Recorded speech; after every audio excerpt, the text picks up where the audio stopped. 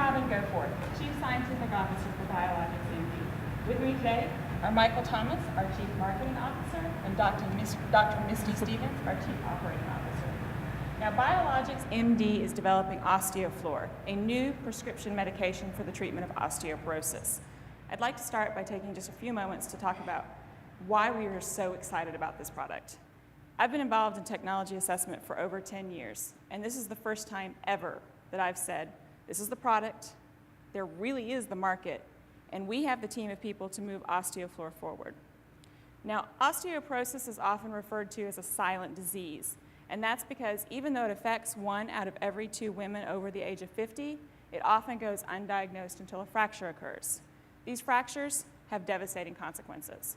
So my grandmother had osteoporosis, and when she tripped on her living room rug and fell, she broke her arm. For a child on the playground, a broken arm is one thing. But for my grandmother, it meant she never got to come home again. She spent the rest of her life in a nursing home because she did not regain enough function in her arm to live independently. For a patient suffering from an osteoporosis-related hip fracture, 1 out of 5 will die within the year. Half of these patients are not walking after 6 months. And 20%, like my grandmother, will spend the rest of their life in a nursing home.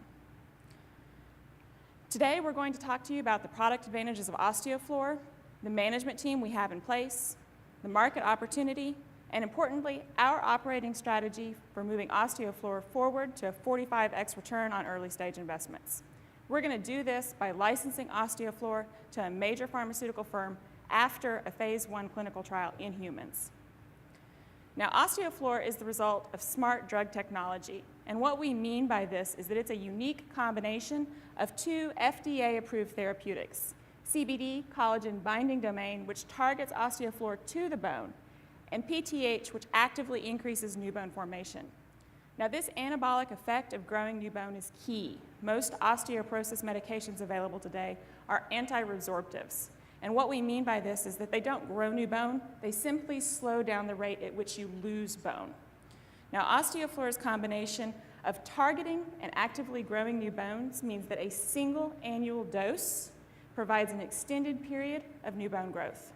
In comparison, Forteo is the only drug on the market that's an anabolic osteoporosis medication, but it has serious side effects and requires daily injections. It's important to note that a single annual dose of OsteoFlor is nearly 3 times better at growing new bone than daily injections of Forteo. What you're looking at here is actually some of our preclinical animal data. On the left, porous, weak, fragile bone, prone to breaks. On the right, an osteoporotic animal that has actually been treated with OsteoFlor. What you're seeing here is new, healthy bone growth that is a direct result of treatment with OsteoFlor. To sum up our product advantages, we are nearly 3 times more effective than the most effective medication available today. Because OsteoFlor is targeted to the bone and doesn't spend a lot of time floating aimlessly around, there are fewer, if any, side effects. In all of our preclinical animal studies to date, we have seen no serious side effects.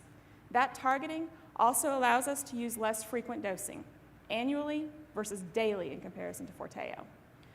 Now, Biologics MD holds an exclusive license to a pending international patent, and it covers the major market areas of the United States, Canada, Japan, and Europe. This patent has over 60 different claims that cover both product composition as well as applications, including the treatment of osteoporosis. Now, importantly, there have been 3 separate reviews of our patent looking at both the patentability of these claims, which they all agree is good, but also that Biologics MD has the necessary freedom to operate.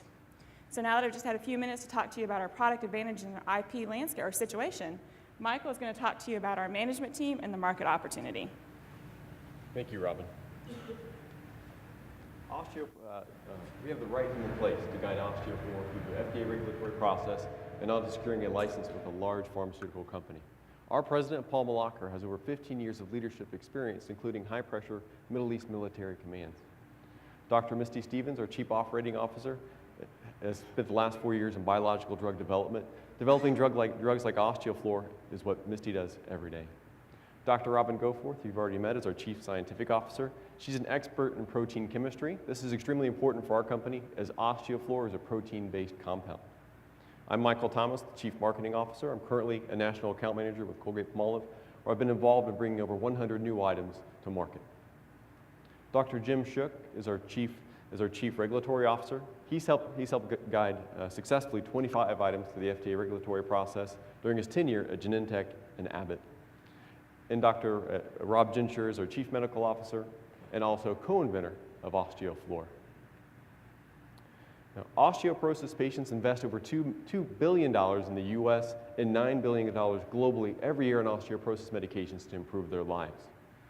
Prescribing doctors follow a protocol based upon these patients' risk factors to determine what types of drugs they should have. Patients demonstrating moderate risk factors are prescribed first-line drugs, while patients with more severe risk factors, such as history of bone fractures, are placed on second-line therapeutics. These are generally more expensive and equate to about 40% of the marketplace. OsteoFloor would compete in this segment. All osteoporosis medications fall within one of two segments. The first are anti-resorptives. These work by slowing down the erosion of bone mass and are unable to grow new bone mass. And at the same time, they are the most prescribed with nearly 90% of the marketplace, but clearly with some limitations. The emerging class of drug in the future of osteoporosis medication are anabolics, as they've been proven effective at growing new bone mass. Currently, there's the one drug available on market, Forteo, as we briefed on earlier. While it is effective at growing new bone mass, it has significant limitations as well. It has significant side effects, so significant that the FDA has placed a black box warning on the drug. It is extremely expensive, with an annual treatment program costing nearly $8,500 and can only be taken for 2 years at a time. But despite these limitations, it has a 10% share of the marketplace due to the fact that it has been proven effective at growing new bone mass. So when we look at the landscape, there's clearly an opportunity, and OsteoFloor is poised to take advantage of it. OsteoFloor is nearly 3 times as effective at growing new bone mass than Forteo and will be available to consumers at less than half the cost. This is the formula for growing and winning market share. Now, a key component of our strategy is to license OsteoFloor to a large pharmaceutical company. This is a proven strategy in the pharmaceutical industry, and large pharmaceutical firms have resources in place to seek out and secure licensing programs. We've already briefed the top 20 pharmaceutical firms. We'll be following up with requested data packages in June, and after that point, we'll facilitate quarterly update meetings on the progress of OsteoFloor until we secure a licensing arrangement. Next, Misty's going to take us through the risks we might face and the strategies we will implement to overcome them. Misty? Thanks, Michael. Our operating strategy has been designed to mitigate the risks that we've identified. As Michael just discussed, the competition and market are definitely potential risks. We're going to focus on proving OsteoFloor's advantages and making sure that patients, prescribers, and payers know that OsteoFloor is the go-to osteoporosis medication. In addition, product efficacy and safety are always potential risks. To show efficacy, we're going to compare our product directly with Forteo. And to mitigate the safety concerns, we're going to conduct all the FDA-required safety testing and monitor for side effects at every step along the way. Regulatory risks can include changes in public policy, scientific thought, and these can actually cause delays. But to reduce the delays, we're going to rely on the experience of our management team, who have been through the FDA process numerous times before. We're also going to go back to the FDA frequently and consult with them to make sure we know their latest thoughts and that we're not conducting any unnecessary testing. One thing's for sure, if you're going to get FDA approval for an osteoporosis medication, you've got to show that it reduces the risk of fractures. There have been published studies that showed a correlation between a 1% increase in bone mineral density and a reduction in fracture risk of 3 to 5%. While we can't measure the reduction in fracture risk in animal studies, we can measure bone mineral density. So we compared OsteoFloor and Forteo head-to-head in mice. As you can see from the graph behind me, OsteoFloor caused a 13% increase in the bone mineral density of animals treated with OsteoFloor over controls, while Forteo only showed a 5% increase. When you consider the relative reduction in the risk of fractures based on this bone mineral density increase, OsteoFloor should be significantly more effective than Forteo. Our current studies are aimed at expanding our knowledge of what OsteoFloor can do. We're looking at bone quality and also alternative uses for the medication. Importantly though, There are 2 leading pharmaceutical companies actually replicating studies of OsteoFlora in their own labs in a collaborative fashion with our own team. Just recently, we got this note from one of their senior scientists in an email. As you can imagine, we are thrilled to have them as potential sublicensees for OsteoFlora. So we're ready now to move OsteoFlora forward with a cost-effective strategy and FDA-approved milestones. We've got a very simple strategy. We've formed a strategic partnership with virtual incubation company that provides fundraising and accounting experience. And we're going to outsource to save funds. We're going to outsource manufacturing, preclinical animal safety testing, and our clinical trials. However, when it's cost-effective and we have experience in-house, we'll keep things in-house. Our milestones are related to FDA milestones, and they're going to add significant value to our company. Before we get any money, we're going to go to the FDA and get their guidance on our progress so far and our development plans. We'll then look for a $750,000 angel round, and we'll also apply for $1.25 million in federal grant funds. Between the 2 of us, Robin and I have been awarded $18 million in federal grant funds in the past. These funds will pay for manufacturing platform development and animal safety testing. Once we get that completed, we'll go back to the FDA. Their approval on our progress so far will lead us to seek a Series A round of $1.5 million. This will pay for a clinical batch of OsteoFlora to be manufactured. Once that's done, we submit our investigational new drug application to the FDA, which is a request to start a phase 1 clinical trial. A Series B round of $1.8 million will be used to fund that phase 1 clinical trial. Obviously, at the end of a phase 1 human clinical trial, we will have added enormous value to our company, which is why this is the point where we're going to focus on finding a sublicensee for our product. So let me switch gears and talk to you about the finances real quick. We've just outlined a need for 3 equity investments in our company. We're going to supplement that with non-dilutive federal grant funding. We're applying to the Small Business Innovation Research Program at the NIH in April. We're also applying to the Department of Defense because just this year, they've named osteoporosis one of their top research funding priorities. In total, we need $5.3 million to take OsteoFlora through a phase 1 clinical trial. We're fairly confident in this number because we've received quotes from all the contract organizations that we intend to work with. In addition, this funding is on top of the funding that the academic researchers, the inventors of OsteoFlora, have received at their academic labs, which got OsteoFlora to the stage it is today. With your $5.3 million, we're going to add significant value to our company. And to estimate that value, we've looked at comparables. So this graph shows a list of similar deals between large pharmaceutical companies and smaller drug development companies. As you can see, they happen at different stages along the pathway for different valuations. I want to focus on the GlaxoSmithKline acquisition of the Unigene product because this was an oral osteoporosis medication in a similar market space. Pre-phase 1, they were valued at $150 million. Based on this valuation and the fact that valuations have declined in recent months, we're putting OsteoFlora at $160 million after a phase 1 clinical trial. So our exit strategy is to sublicense OsteoFlora to a large pharmaceutical company after a phase 1 clinical trial. Why would they want to do this? Well, this graph shows the value of drugs going off patent in upcoming years. And as you can see, the trend is increasing. Analysts have estimated that as much as 15% of global pharmaceutical sales could be at risk. In addition to this patent cliff, there's the pipeline gap. Reductions in revenues have led to reductions in expenses at Big Pharma, including R&D. So they've had to cut R&D, which means that they don't have products ready for the market. Together with the patent cliff and the pipeline gap, you've got a demand for biotech companies just like us, who have a promising product and strong IP just like we have for OsteoFlora. It's a proven industry strategy. What can you expect from your early stage investment? We're looking at a 45x return to early stage investors with our $160 million valuation. So let me summarize the investment opportunity for you. We've got a superior product with 3 major advantages over the most effective competitor. We've got a team of experts who've been to the FDA numerous times before. There's a $9 billion market that's still growing. And we've shown you our cost-effective operating strategy for getting you to a 45x return on your investment. So let me leave you with one final thought. The risk of a woman dying from consequences of a hip fracture are actually greater than her risk of dying from breast, ovarian, and uterine cancers combined. So invest in us and help us build better bones and change people's lives. That concludes our presentation, and we'd be happy to take your questions.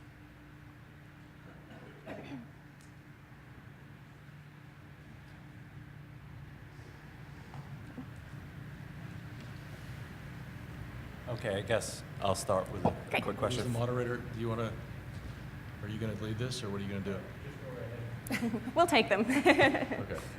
Because normally what we've done is we just kind of work our way down, Okay. and work our way back, you ask one question, no follow-ups. Go ahead, you go No, first. please. No, go ahead. I'm going to follow you, Mike. I just have a very wonderful presentation, very nice product, so thank you very much. You should be very proud of yourself, so thank you. I have one question for you on the bone growth versus bone maintenance, or maintaining the bone structure. Is there a difference, and are the drugs like Boniva, do they actually spur bone growth, or are they maintaining existing bone? Actually, so the anti-resorptives are maintaining existing bone. So what happens when you get older is you quit doing the processes that regenerate your bone and go through and take out all the little cracks that have been in there. So they just slow down the rate at which things are lost. When we're talking about growing new bone, it actually stimulates the bones, or the cells in your body that go in and fix the cracks and rebuild the bone that has been lost. Okay, and then one quick question follow-up. What would the price tag be on one of these injections on an annual basis? Have you looked at that? So your question, what's the price of an injectable? Yeah, that's out so there? one time a year. What would something like this cost? Well, our recommendation to a pharmaceutical company that would license us would be to be priced in the $3,500 to $4,000 range. Comparable medications that are annual injectables are in that similar price point as well. It's important because that's before the prescriber's patient's prescription benefit runs out. It generally runs out after about $4,500. Okay, thank you. Michael, I have a question relating to the financing risk. So can you talk about how you're going to raise this capital? And I guess you mentioned you had a partnership or something like that, somebody who's going to help you raise that capital. But then also on the exit, who's going to help you with raising the capital and then getting this thing liquid and achieving that 45x that you've targeted? Yeah, so in terms of going and getting investment for us, we're actively pursuing investments. We're meeting with different angel groups as well. We actually had a call this last week with a group of angel investors in Cincinnati, so we're continuing to seek out angel investments in that means, and we're all actively involved in that. We're also actively searching for a CEO as well who has experience in licensing out and securing drug deals with large pharmaceutical companies. We're actively searching for a CEO as well that has that experience. We think that'll be the key for our exit strategy as well. Does that answer your question? Sure. Yeah, thank you. Are you familiar with a company called Ostex? It seems to me I just heard something about them. They're in. I'm not familiar with Ostex. You're not familiar with them. Okay.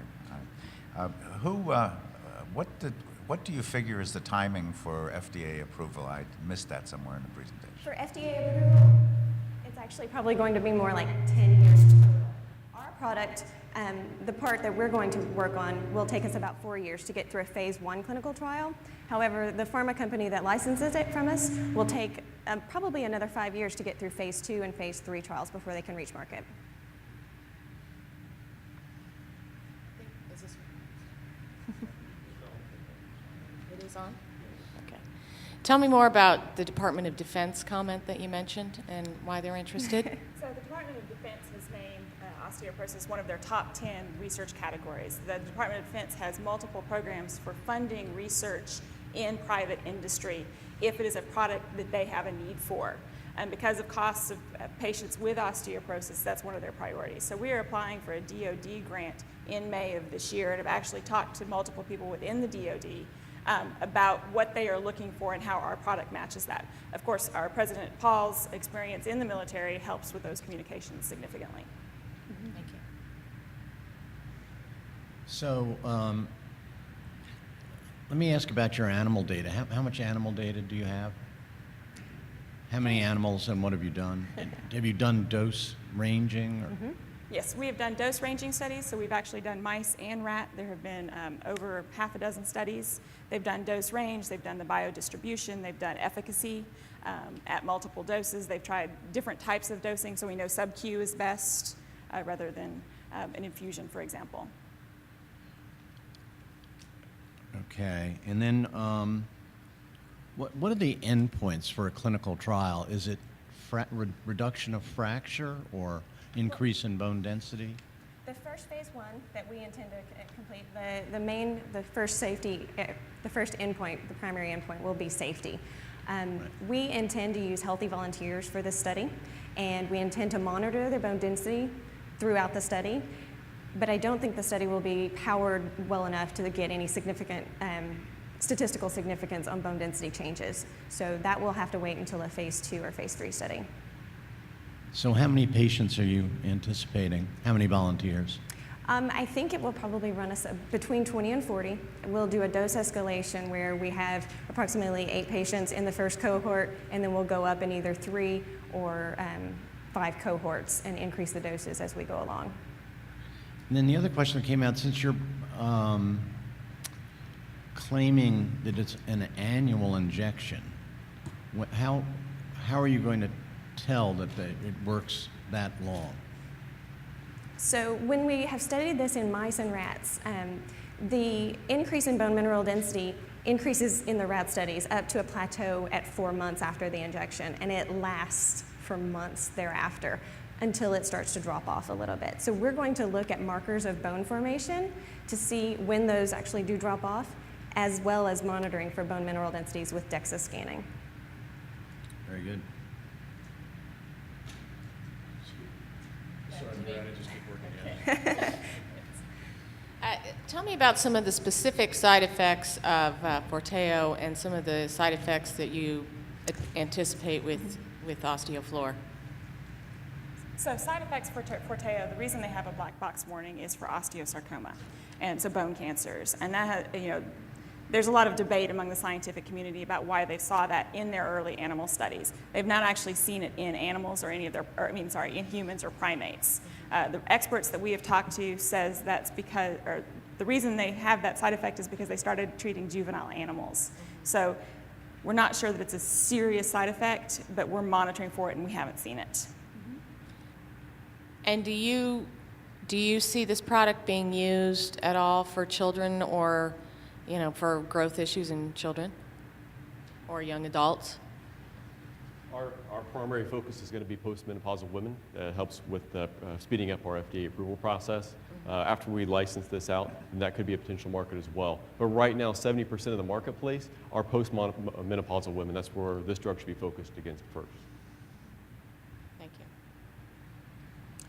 What do you see as your biggest obstacle? What could go wrong here?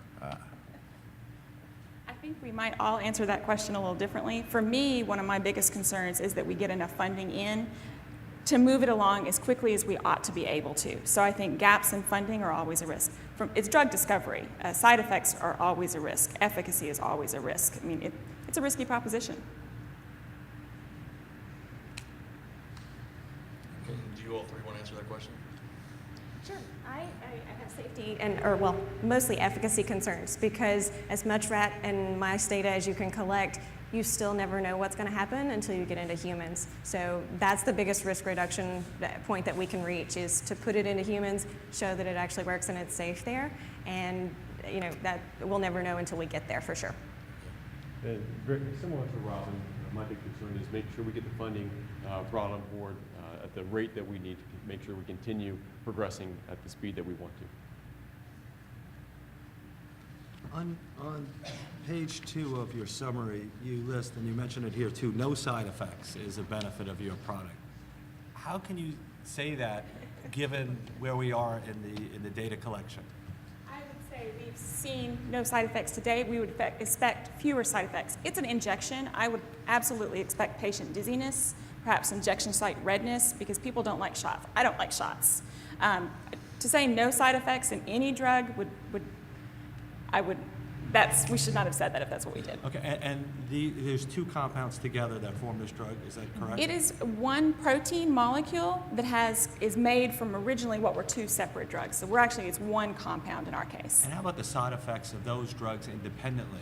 Are any of those fatal flaws or their big problems Actually, the compound PTH, or the drug PTH that's part of OsteoFlor, is also the primary ingredient in Forteo. So that was why we really carefully looked for osteosarcoma and have not seen it as a side effect. Collagen binding domain is used to treat hand constrictures, and there are no serious side effects listed for the FDA for that. Okay, thank you very much. Michael, I've got a question about your pricing strategy. If the product's going to perform as you represent, why would you price it at half the competitors? Ours is clearly a recommendation. The licensing, the firm that we license to will ultimately decide what they want to do. But we need to be knowledgeable on how we will fit in the marketplace. And after we review the landscape, we felt it was important to be before the point at which most people's prescription drug benefit runs out. At that price point, based on my projections, that's when OsteoFlor can get the greatest market share. Ultimately, the firm we license to could decide to go to an $8,000 or $10,000 price point. We were trying to take into consideration all things. If it is priced higher, then that would increase the valuation for OsteoFlor as well. Yeah. Great, thank you. Just some questions on the drug itself. Let me understand how it works. Is that acting like a sustained release and dumping drug out continuously over the year? Or? Great question, and we all want to know that exact fact. As you know, the bones have a lot of collagen there, so we expect that there is an equilibrium reaction, so that most of the time the collagen binding domain is stuck to the collagen, but it comes off and binds again, and comes off and binds again. And it's a fairly tight interaction, so we think that what's happening is it sticks the active part, the PTH, close enough to those receptors to always keep them on to cause and stimulate bone growth. So if you're consistently stimulating bone growth, I suspect there are places you don't want bone to grow. I don't know. It looks like it was fairly ubiquitous there. How does it know to go to the bad bones and not go to the...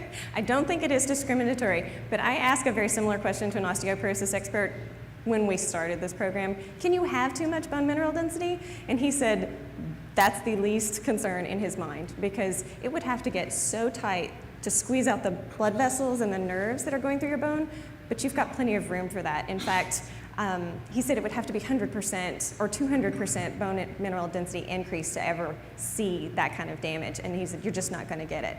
Eventually, we think over that year, the medication does wash out of your system, and obviously you get a declining effect of stimulation of bone growth over that year. So we don't expect that, but we will always monitor for it. Has that been vetted with regulatory people? I'm sorry?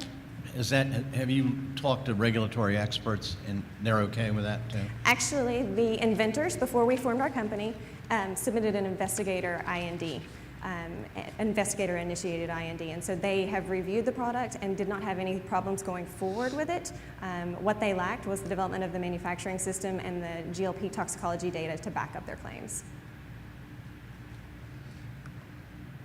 The other risk question I wanted to ask is what's the... No, I'm still not too sure how it works, but what if it doesn't go to the right places? The one thing that you're hanging on, it targets it, right? Does it take it to the right places? It binds collagen, and collagen is distributed in all the bones of your body. It's a primary component of the bone structure, yes. But what if that drug dumped all at once instead of over a year? Yes. Okay, so there actually have been studies on the formulation of the drug so that when you inject it, it doesn't precipitate or attach the bone directly there. And it's a low pH formulation that is required to get it to filter systemically through the body first. They have tested that, yes. You have the PK studies for that? Actually, PK is something we're working on right now. They've been tracking it through the body using markers of bone formation. Great.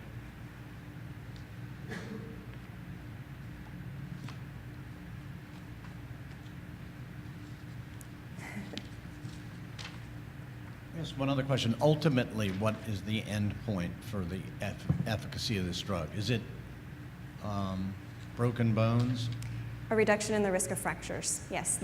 How big will that trial have to be then, given that the fracture, I mean, you're waiting for a lot of people, a lot of people with a low incidence. Yes, we expect the phase 3 trials will be probably 300 to 500 patients.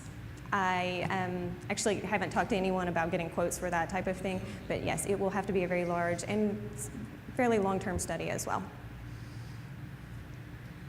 What are some of the pharmaceutical companies telling you with respect to the interviews and the, the way that you're speaking with them about the licenses? So, so I understand your question. What's their feedback so far? Yes. Okay. Their feedback so far is this: that the osteofloor, as we are proposing it, as it's developed right now, is definitely of interest to them. Osteoporosis is a large marketplace for them, and the formulation of using the PTH is definitely on trend as well. So their feedback has been, we want to hear more information, and they've asked us to put together data packages to talk about our safety and efficacy studies so far, and we'll be presenting those back to them in June. And in that process, how many do you think will sign on? Will it be exclusive or not? Yeah, our goal is to have an exclusive license for the treatment of osteoporosis with one pharmaceutical company, and after that point, we'll go into other categories as well where osteofloor can be used, such as chemotherapy-induced alopecia and other categories as well. Is the injection annually to be done by a physician, or is it self-administered? Our model right now is for it to be administered by a physician. Compliance right now is a big challenge for medical benefit companies. They want to pay for drugs that are actually prescribed and used by patients, and we think that's a great selling point for osteoporosis, not only from a doctor's standpoint, but for the insurance companies as well, to make sure it's done in the doctor's office. How does the current health care bill affect this? Not just kidding. No, I think you guys did a great job. I have no more questions. Thank you. I have one final one. Why don't you assume that I'm a potential CEO for your company? Please try and recruit me to your company.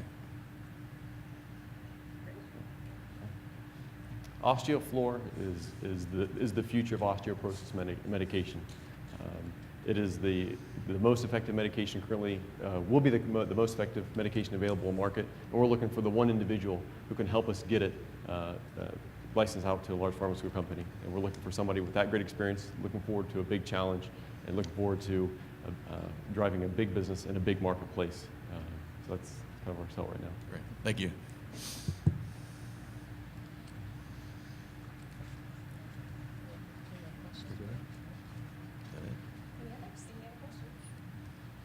So if there are no more questions for the judges, I'd like to thank Biologics MD for a wonderful presentation. And we'll be taking a short break as we prepare for the next team. Great.